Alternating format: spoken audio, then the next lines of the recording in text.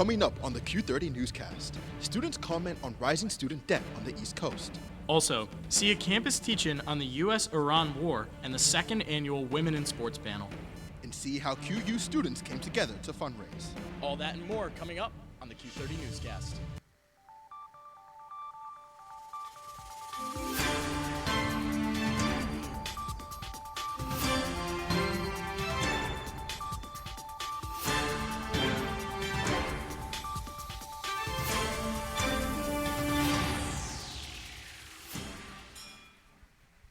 Welcome to the Q30 Newscast. I'm Amari Smith. And I'm Jack Bergman. We've got a packed April Fool's Day for you all. That's right, Jack. But we won't be pulling any pranks on you. To start, studies have shown that student debt is on the rise, especially in the East Coast. Q30's Riley Farrell has all you need to know about rising student debt across the United States. Worried. I feel really worried. Just nervous. It's kind of like a hole you're digging for yourself. These are just some of students' reactions when thinking about their own student debt. There's no good option. Every college you're kind of in some kind of debt. So I feel like it's kind of like your grave you're digging. Federally owed student debt has seen a national increase, especially on the East Coast. In the first quarter of the 2026 federal fiscal year, 68,000 federal loan borrowers from Connecticut were in default. Quinnipiac students are, unfortunately, no exception. I know I definitely will have some debt by the time I graduate. Yeah, my parents helped me out a fair bit, but I will be in a little bit of student debt, I know that. According to students, Quinnipiac could be doing more to prepare its students for the debt they will be dealing with once they graduate. They guarantee you a job, which is super great for student debt, but I don't think they fully acknowledge the amount of debt that their students are going in. The recent rise in student debt has students concerned. Private universities in New England are particularly expensive, leaving many students wondering if the experiences are worth the cost. I think that there's great experiences here at Quinnipiac, so I personally think it's worth it. I don't think so. I don't think it is right now. I think you can get a lot of benefit out of a trade right now with college being as expensive as it is. When asked how this problem of student debt could be solved, students only had one consensus. I don't know, college is expensive. They need to figure out how to get it cheaper. Despite the expense, students still find value in their education. The amount that the school charges for a private university is a bit much because, again, you're digging yourself that grave before you're even out of school. But Quinnipiac offers pretty amazing programs. That's why I'm choosing the student debt. For me, at least, I feel like my money is going towards something valuable. At the end of the day, students still choose to attend private universities like Quinnipiac. Whether the experiences will pay off in the end, they will have to find out. Reporting from the Quad for Q30 News, I'm Riley Farrell. Thanks, Riley. The Hampden Police Department will be hosting the Grief Family Support Group this Thursday, April 2nd. The support group is intended for any Hampden resident who has, quote, suffered an untimely loss of a loved one, end quote. The group regularly meets on the first Thursday of every month for an hour, offering food and refreshments. Anyone who attends can bring a support person, and the event is open to all ages. On March 27th, over 100 students from Hampden High School walked out protesting U.S. Immigration and Customs Enforcement. At 10 a.m., students walked 1.6 miles to Hampden Memorial Town Hall with signs against ICE. Sophomore Ned Foley and senior Charlotte Stover inspired students to take action. And even with the caution that ICE might be at the rally, 100 brave students still decided to walk. Yesterday, the Student Programming Board held a Wake the Giant tabling in the Student Center. The table featured all of the Wake the Giant's potential headliners, and students could vote on who they thought it would be with raffle tickets. Sticking with SPB, earlier today, they held a headliner reveal party from noon until 2 p.m. At 12:50, they announced that the headliner for Wake the Giant will be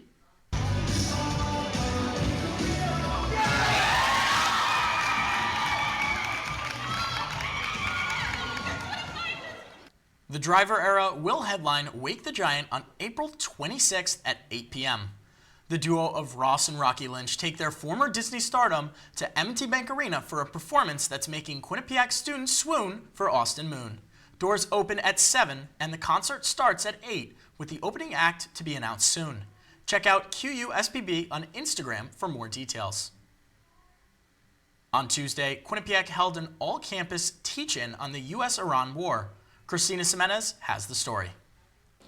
On Tuesday during Common Hour, the Political Science Department, along with the Honors Program and the Office of Student Experience, hosted an all-campus teach-in of the U.S. Iran war. Students asked questions which the panelists then discussed and answered. One of the panelists, Sean Duffy, explained why he thinks it's important to have an open conversation like this. As an intellectual community, we should be having these kinds of conversations among all of us so that we can actually explore the major burning issues of the day. Scott McLean, who helped organize the event, emphasized the importance of providing a diversity of perspectives on the panel. Well, we tried to get as much diversity as we could, different parts of the world, different disciplines, genders. We really wanted that kind of variety in that crowd. I think there's still even more diversity that we could tap. But first-year student Scarlett Fulton thinks the university could do more to provide different interpretations of the conflict to students. I think that it is a struggle oftentimes with professors or other students to get this dialogue because the university does pride itself on being apolitical. A big topic of conversation was AI and how it has been used in spreading information about the conflict.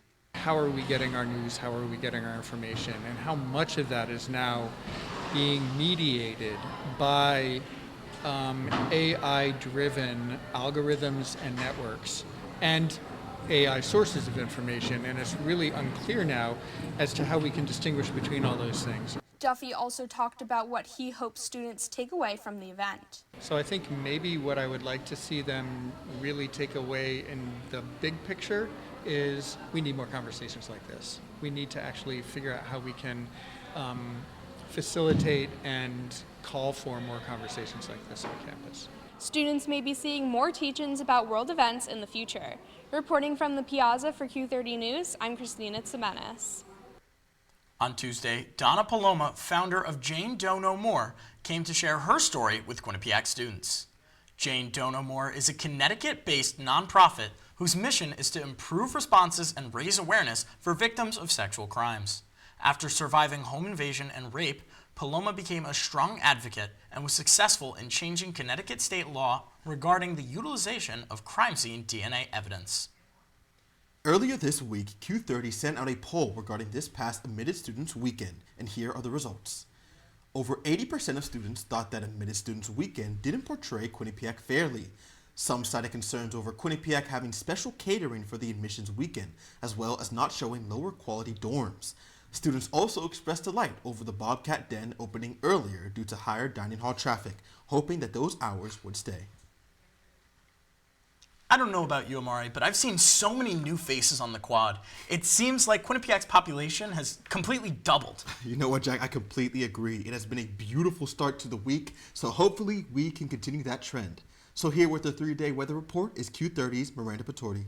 Thanks, Jack and Amari. Well, it looks like the spring weather is finally here in Hamden, but some changes as we look towards the weekend. Today, gorgeous high of 73, low of 41. Some showers in the afternoon, but nothing too crazy there. But as we look at Thursday and Friday, only a high of 44 and 57 for those 2 days, low of 38 and 52. Going to be some cloud coverage and a couple more showers, especially on Thursday. Might need to break out those jackets, not super heavy ones, but just keep them on hand as we look towards the weekend. Well, that's all I have for right now. I'll have my full 7-day weather forecast later in the newscast, but right now the Q30 Newscast is going to take a quick break. Stay with us. I'm an ex-drug dealer, and I'll be your sub today.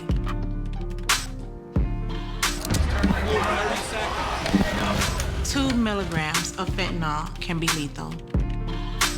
A lethal dose is in here. Who gets it, I won't know. It's cheap, it's potent, and it's profitable. The sad reality is fentanyl is being mixed into everything now. More kitchen now.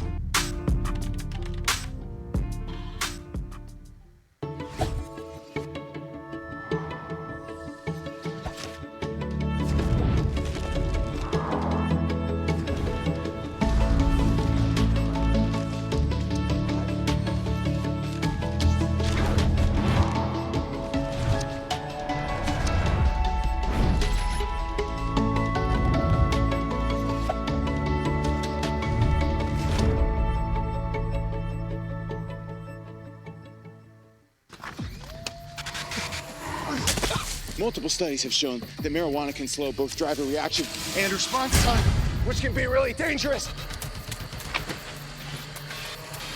He's here. He's here. Wait. What? I can't drive. Why? My. Oh.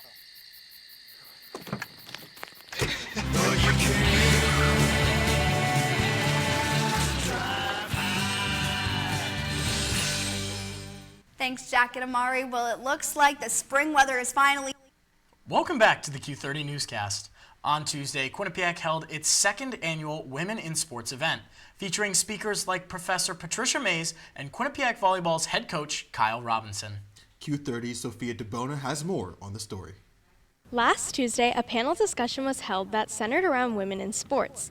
The theme was Reclaiming Our Time, and students got to hear from professionals in the sports industry, whether they were on the court or behind the scenes.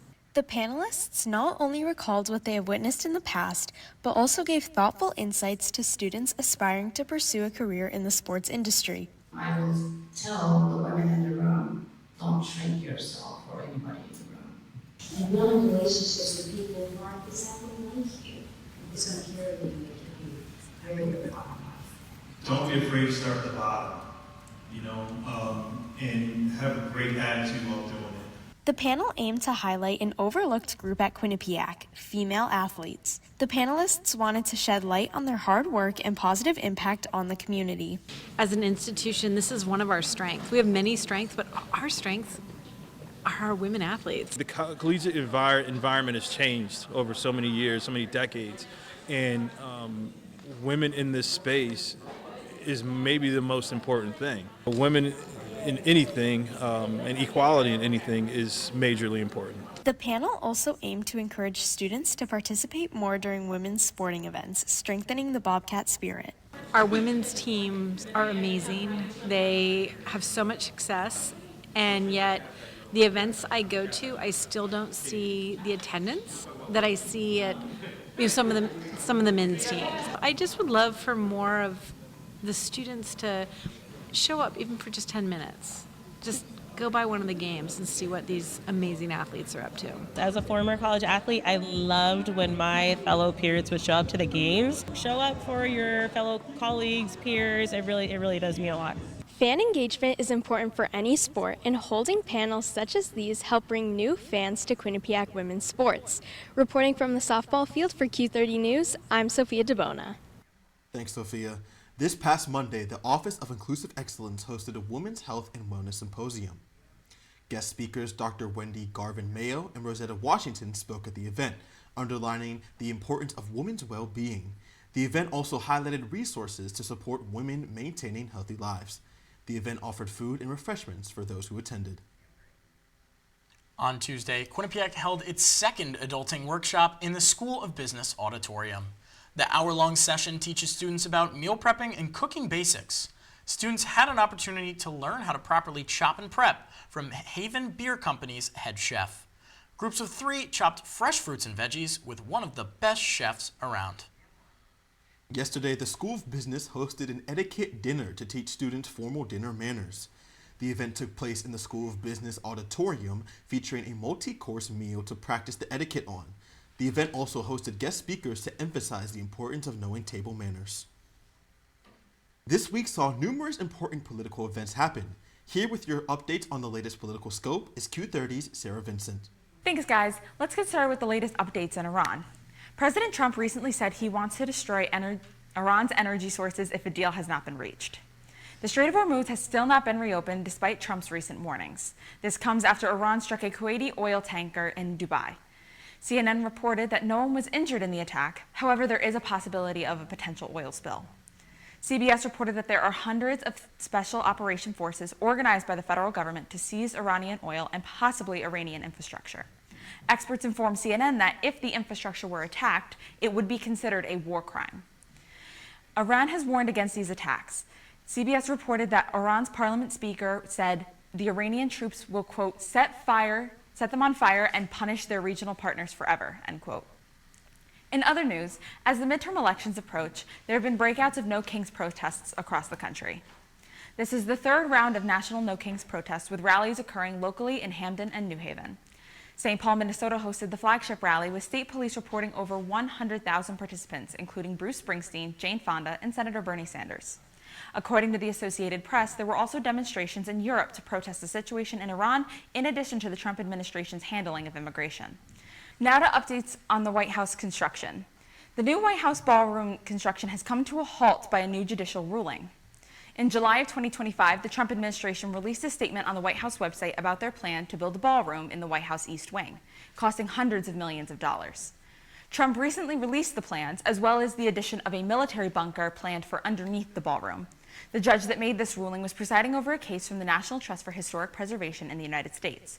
The suit, as written on their website, claims that the construction is unlawful until it goes over the, quote, legally mandated review processes, including a public comment period, unquote.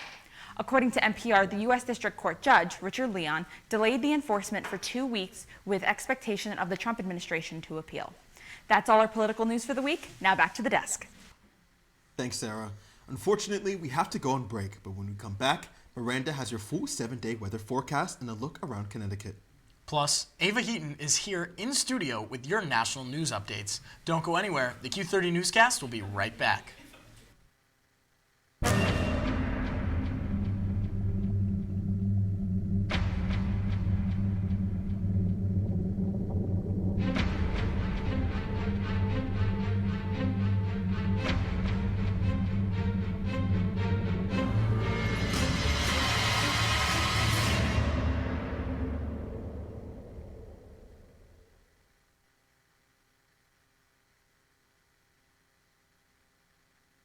Do you enjoy Quinnipiac sports? I just keep leaving to pick Paige Girardi over Carson Martin. I think Floor general, absolute glue guy on the court. Then Bobcat Breakdown is the place for you. 'Twas the night of Bobcat Breakdown, and all through the suite, all the producers were running around, getting ready for show of the week. I brought mittens because I think that half of this take is cold. I think us Anthonys think alike because I had the exact same idea as you. Tune in to Bobcat Breakdown every Tuesday night at 9:30 p.m. on Q30TV.com/watch.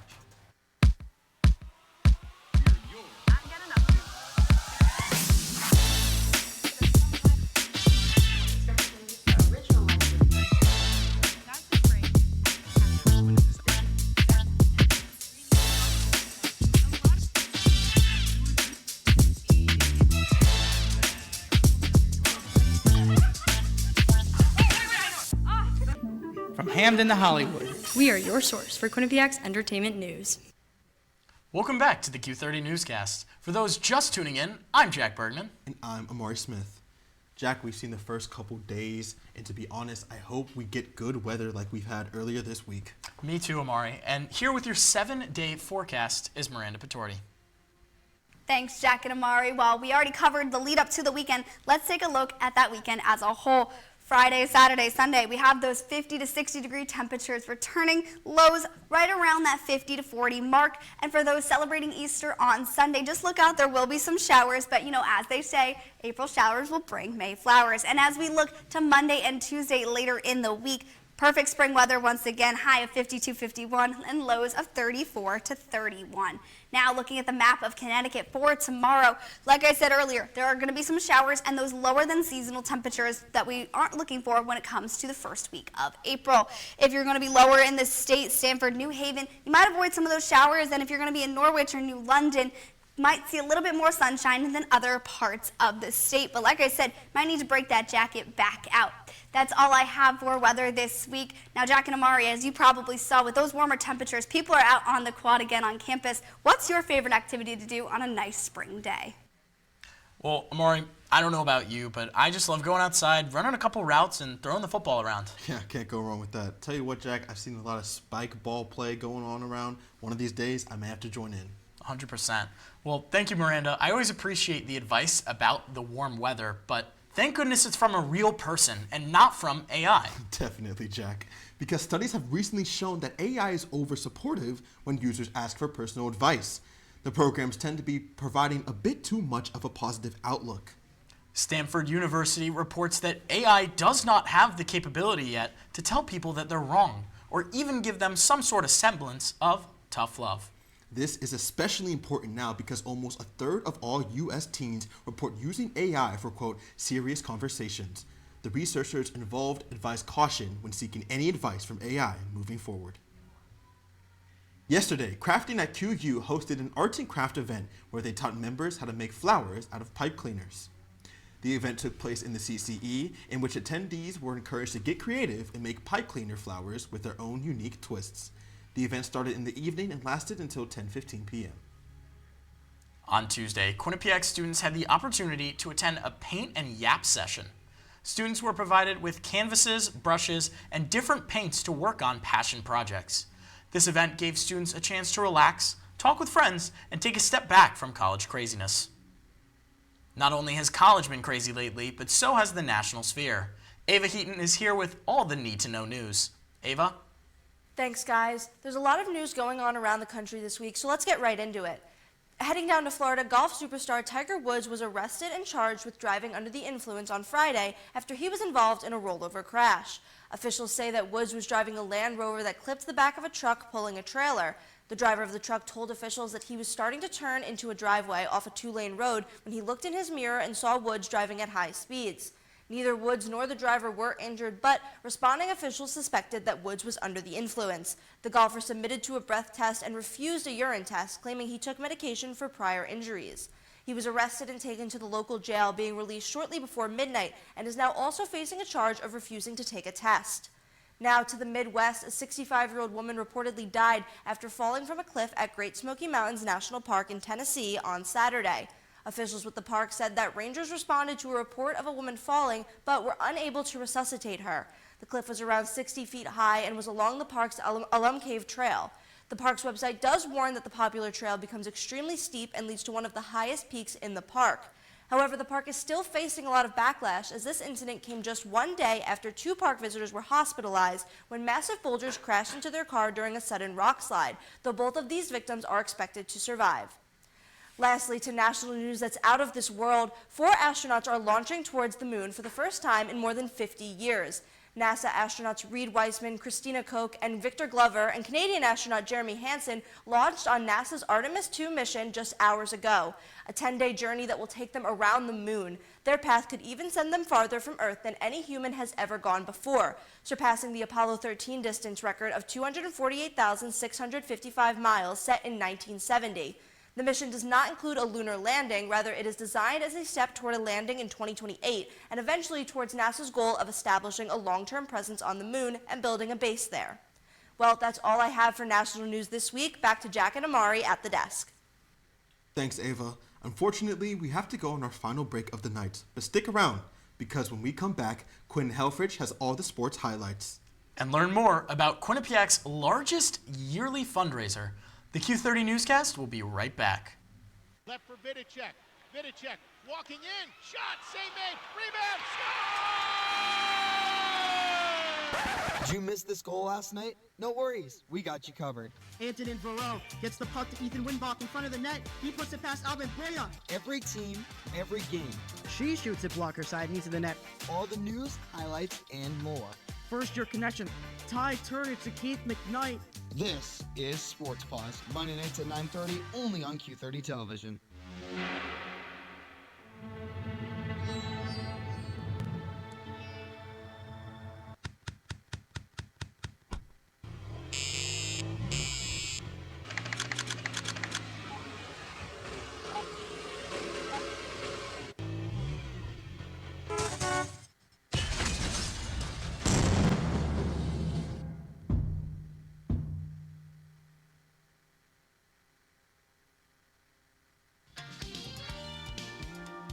Anybody want a package? Don't worry, sir, baby.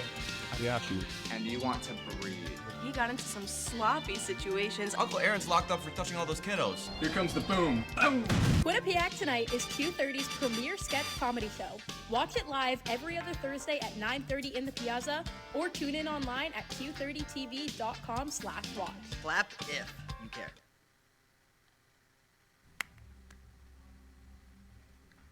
Welcome back to the Q30 Newscast. After an action-packed week, Quinn Helfrich has all you need to know on Quinnipiac athletics. Thanks, guys. It was an action-packed weekend at Quinnipiac Sports, so let's get into it. The men's ice hockey team traveled to Sioux Falls, South Dakota to play in the NCAA regional tournament. first round, they took on the Providence Friars, where the Bobcats would take a 3-0 lead thanks to goals from Elliot Gronwald, Chris Pelosi, and Antonin Varro. The Friars would respond with goals from Logan Sawyer, John Mustard. It wouldn't be enough, as the Bobcats would tack on 2 empty net goals from Ethan Wittenbach and Graham Sword. Wittenbach's goal would tie a Quinnipiac program record for single points in a season with 59. The win would send the team to the regional final on Saturday versus the North Dakota Fighting Hawks. But this game would not go the Bobcats' way, as they would fall 5-0. Despite the loss, Elliot Gronwald was named to the Sioux Falls All-Regional Tournament team. Back in Hamden, the number 3 ranked Quinnipiac acrobatics and tumbling team looked to keep their perfect home record intact as they took on the number 7 ranked Iona Gales for a senior day matchup. The Bobcats celebrated their 12 seniors before the match, and the celebration continued as they went on to post their best score of the season in a 272.355 to 262.445 win. Quinnipiac will wrap up the regular season on Friday at Morgan State. Finally, on the diamond, the Bobcats baseball team took a trip to Jersey City to take on the St. Peter's Peacocks. The Bobcats would be looking for their first MAC Series win of the season, and they would get it, winning by a score of Game 1 of 12-2, and Game 2 8-6, and Game 3 8-4. One thing to note from the series was the change in the pitching rotation. Prior to the weekend, Sam Wright was the starter on Saturdays, Andrew Rubio was the starter on Sundays, but this weekend, head coach John Delaney switched things up and moving Rubio to the Saturday starter and Wright to the Sunday starter. The switch would pay off as the Bobcats moved to over 500 for the first time in conference this season with a record of 5-4. Well, that's all the time I have for sports today. Back to Amari and Jack on the desk. Last Thursday, it was Bobcats Unite, an opportunity for student organizations to fundraise and a great bonding event for the university. Q30's Andrew Allison has the scoop. Bobcats Unite is a day about community where students can support other students either through time or money. The Bobcat Unite is the Quinnipiac community supporting itself. The annual Bobcats Unite fundraising event began last Thursday, and since its completion on Monday, it raised over $1.5 million. It unites Bobcats around a really important cause, and that is bringing us together to support this community and to support one another. As a disclaimer, Q30 Television does receive monetary donations during Bobcats Unite. The money is given to multiple different funds and projects as well as student organizations. For example, donations can be used to support students pursuing goals outside of school as well as school trips. One of the things we've been thinking a lot about is how to better support our students who are taking the bar exam. So this is an exam that I estimate on a single sitting, all in, cost $29,000 to sit for. We really emphasize experiential learning, getting students outside the classroom and applying what they're learning in the classroom to real-world experiences. So they might go to museums, libraries, aquaria, corporate headquarters. Although monetary donations are important, donating your time to future Bobcat Unites is essential. So time is one of the biggest things that I talk about, especially when I talk to students specifically, right? Your time is something that's much easier to give, especially when you're paying back student loans, when you're doing all those things, right? Some dogs donated their time last Thursday, and I had the chance to speak with one. What do you think about Bobcats Unite? You got slobber on my flag. It's all right. Reporting for Q30 News, I'm Andrew Allison. Amari, I need to know. Do you think the Easter Bunny's real? Tell you what, Jack, I'd like to think a magical bunny goes around laying chocolate-covered eggs, but unfortunately, I do not. But then, how would you go about explaining Cadbury's, quote, world's largest mini egg? I'll tell you exactly how. Cadbury's World's Chocolatiers Claire Fielding, Dawn Jenks, and Donna Pitt created the 55-kilogram Easter egg in only 2 days. Named the, quote, mega mini egg, end quote, the pink egg is 70 centimeters in length with a milk chocolate filling. The egg is currently on display in Birmingham until April 12th. Unfortunately, that is all the time we have for tonight. Thank you all for tuning in to the Q30 Newscast. Make sure to follow us on social media and check out our website at q30tv.com. Thank you to everyone working hard behind the scenes and to all of our producers. For Amari Smith, I'm Jack Bergman. Have a great night, Bobcats.